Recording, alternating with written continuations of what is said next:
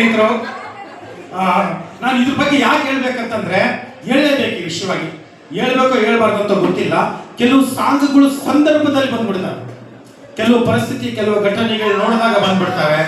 ಆ ಘಟನೆಗಳನ್ನ ನೋಡಿದಾಗ ಬಂದಂತ ಸಾಂಗ್ಗಳೆಲ್ಲ ಸೂಪರ್ ಹಿಟ್. ಅದಕ್ಕೆ ತುಂಬಾ ಉದಾಹರಣೆಗಳಿದೆ. ಆದರೆ ಈ ಸಾಂಗು ನಮ್ಮ ಕನ್ನಡ ಚಿತ್ರರಂಗದ ಚಿತ್ರಬ್ರಹ್ಮ ಪುಟ್ಟಣ್ಣ ಕಣಗಾಲ್, ಒಬ್ಬ ಆರತಿ ಅನ್ನೊಬ್ಬ ನಟಿಯಿಂದ ತುಂಬಾನೇ ಹಾಳಾಗ, ಆದರೆ ಅವರೇ ಬೆಳೆಸಿದ ಎಲ್ಲೋ ಇರೋಂಥ ಒಬ್ಬ ಹುಡುಗಿನ ತಂದು ದೊಡ್ಡ ಸೂಪರ್ ಸ್ಟಾರ್ನಿ ಮಾಡ್ತಾರೆ. ಆದರೆ ಇಡೀ ಕರ್ನಾಟಕದ, ಸೌತ್ ಇಂಡಿಯಾದಲ್ಲ, ಇಂಡಿಯಾದಲ್ಲಿ ಅವ್ರು ದೊಡ್ಡ ಹೆಸರು ಇರುತ್ತೆ. ಅವರು ಎಲ್ಲ ಅವ್ರ ಸಿನಿಮಾ, ಕೆಲವು ಸಿನಿಮಾಗಳು ಫ್ಲಾಪ್ ಆಗ್ತವೆ. ನೋಡಮ್ಮ, ಯಾವ್ದಾದ್ರು ಸಿನಿಮಾಗಳು ಫ್ಲಾಪ್ ಆಗ್ತವೆ. ತುಂಬಾ ಕಷ್ಟದಲ್ಲಿ ಕೆಲವು ಸಿನಿಮಾ ಕೂಡ ಪ್ರೊಡ್ಯೂಸ್ ಮಾಡ್ತಾರೆ.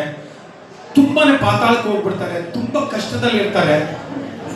ಆದರೆ ಆ ಸಂದರ್ಭದಲ್ಲಿ ಆರತಿ ಅನ್ನೋರು ಒಂದು ಬೆಳ್ಳಿ ತೆರೆ ಅಂತ ಒಂದು ಮನೆ ಕಟ್ಟಿದಾಗ ಇಡೀ ಚಿತ್ರರಂಗದವರೆಲ್ಲ ಕರೆದಿರ್ತಾರೆ, ಅವ್ರನ್ನ ಮಾತ್ರ ಕರೆದಿರಲ್ಲ.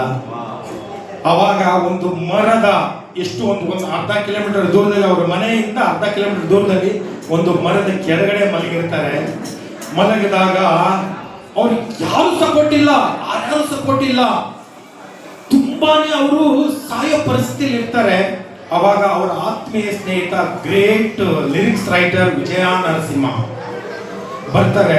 ಅವರೆಲ್ಲ ಏನೋ ಬಾರ ಅಂತ ಮಾತಾಡೋದು, ಏನೋ ಪುಟ್ಟೋ, ಏನೋ ಹಿಂಗ್ ಮಲಗಿದೆಯಾ, ನೋಡು ನನ್ನ ಪರಿಸ್ಥಿತಿ ಹೆಂಗಿದೆ ನೋಡು, ನಾನೊಂದು ಸಿನಿಮಾ ಮಾಡ್ತೀನಿ ಕಣೋ, ಈ ಹಾಡು ಇತಿಹಾಸದಲ್ಲಿ ಅಜರಾಮರ ಆಗ್ಬೇಕು, ಈ ಪರಿಸ್ಥಿತಿನ ನೋಡ್ಬಿಟ್ಟು ನೀನು ಹಾಡು ಬರಿಬೇಕು ಅಂದಾಗ ಆ ವಿಜಯ ನರಸಿಂಹರು ತನ್ನ ಆತ್ಮೀಯ ಸ್ನೇಹಿತಿಗೆ ಬರೆದಂತ ಹಾಡನೆ ನೀನೇ ಸಾಕಿದಾಗಿಣಿ ನನ್ನ ಮುದ್ದಿನಾಗಿಣಿ ಅಂತ. ಧನ್ಯವಾದಗಳು.